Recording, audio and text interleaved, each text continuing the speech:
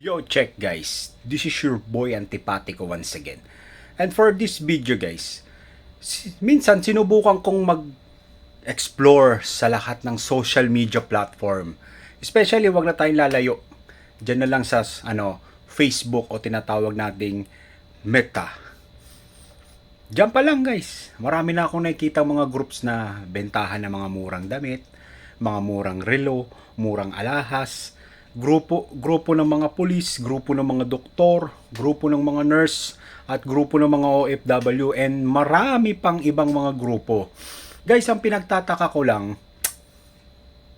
may mga iba-iba ng grupo, simula sa estudyante, from a lower level, nandoon yung, may mga grupo rin na nagbebenta ng laman, mga mahilig sa AFAM, mga grupo na kung saan may explore nila at pare-pareho sila ng layunin na tuntunin sa buhay. Guys, wala pa akong nakikitang grupo ni isa. Yung grupo ng mga magnanakaw, mga shoplifter, mga akyat bahay, mga mamamatay tao guys. Kapag nagkaroon siguro ng ganong klaseng grupo, guys, magugulo na ang mundo. Hindi kasi, isipin mo kung merong ganon, di ba?